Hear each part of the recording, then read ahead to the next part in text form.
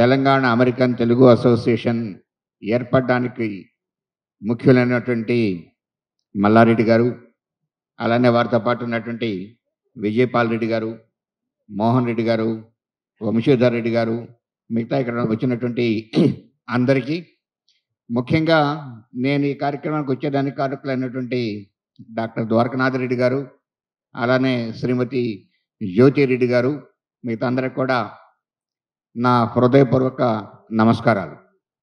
నేను ఇప్పుడే చెప్తున్నాను, అమెరికాలో ఉంటూ అక్కడ ఉద్యోగం వ్యాపారాలు చేసుకుంటూ ఈ దేశాన్ని గురించి, ఈ ప్రాంతాన్ని గురించి, తెలంగాణ ప్రాంతం గురించి ఆలోచిస్తూ అక్కడి నుంచి ఇక్కడ సేవ చేస్తూ ప్రతి సంవత్సరం దాదాపు ఒక 20-25 రోజులు ఇక్కడికి వచ్చి రకరకాల సేవా కార్యక్రమాలు చేసి ఇక్కడ వ్యయ ప్రయాసలు లేకుంటే శారీరక శ్రమ వీటన్ని ఓర్చుకొని ఇక్కడికి వచ్చి ఈ కార్యక్రమం చేసినందుకు మల్లారెడ్డి గారు వారి మిత్ర బృందాన్ని మేము సన్మానించాలి. వారు మమ్మల్ని సన్మానించడం కాదు, యాక్చువల్గా వారికి మనం సన్మానం అందించాలి. అది యాక్చువల్లీ భావ్యం అండి. ఈ కార్యక్రమాలు చేస్తున్నందుకు వీరందరూ కూడా అభినందనలు. ఒక 2 విషయాలు చెప్పి, భారతదేశం ఒక 15-20 సంవత్సరాల క్రితం ఉన్నటువంటి పరిస్థితికి ఇప్పటికీ చాలా మార్పు. భారతదేశం చాలా వేగవంతంగా అభివృద్ధి చెందుతోంది. మీరు వినుంటారు, we're a fastest growing economy in the world now. మొన్ననే మన గౌరవ ప్రధానమంత్రి గారు చెప్పారు, వచ్చే 5 సంవత్సరాల్లో మనం 3rd లార్జెస్ట్ ఎకనమీ కాబోతున్నాము, దానికోసం మనం అందరం ప్రయత్నం చేయాలి అని చెప్పి.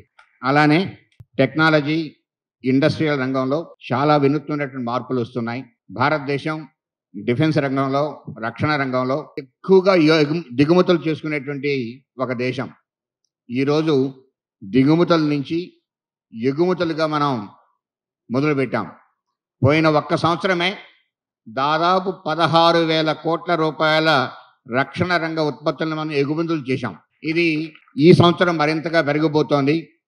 మనం అతి కొద్ది రోజుల్లో ప్రపంచంలో రక్షణ ఎగుమతులు చేసేటువంటి దేశంలో ఒక ముఖ్యమైన దేశంగా అవతరించబోతున్నా అనేది ఖచ్చితం. అలానే ఈరోజు భారతదేశం యొక్క స్ట్రెంగ్త్ ఏంటంటే యువత.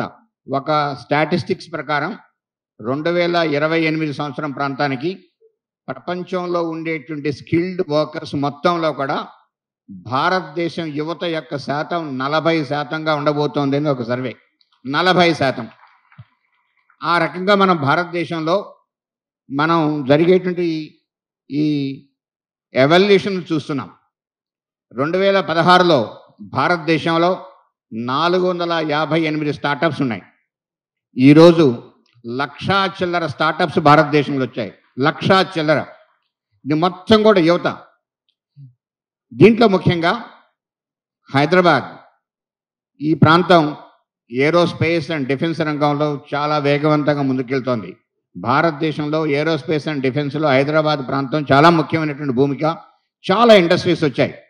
ఈరోజు ఎవరైతే మీరంతా అమెరికాలో ఉంటున్నారో అక్కడ ఉన్నటువంటి ఇండస్ట్రీస్తో, అక్కడ ఉన్నటువంటి యూనివర్సిటీస్తో, అక్కడ మన ఎవరైతే యువత ఉన్నారో వారు ఇక్కడ ఉన్నటువంటి స్టార్టప్స్కి, ఇక్కడ ఇండస్ట్రీస్తో టైఅప్ చేసుకొని భారతదేశం ఈ ఇండస్ట్రీస్లో, టెక్నాలజీస్లో మరింత ముందుకెళ్ళేదానికి మీరందరూ కూడా తోడ్పాటు అయ్యి, ఇందనక మన గౌరవ దత్తాత్రేయ గారు చెప్పినట్టు భారత ప్రధాని గారు ఏదైతే ఒక లక్ష్యం పెట్టారో 2047కి భారతదేశం ఒక లీడింగ్ దేశం కావాలి, దాంట్లో మనందరం కూడా ఈ రకంగా బాగు పంచుకోవాలని చెప్పి కోరుకుంటూ, మీ అందరికీ మరొక్కసారి అభినందనలు తెలుపుకుంటూ, నాకు ఈ సన్మానం చేసినందుకు మీకు ధన్యవాదాలు తెలుపుకుంటూ ముగిస్తున్నాను.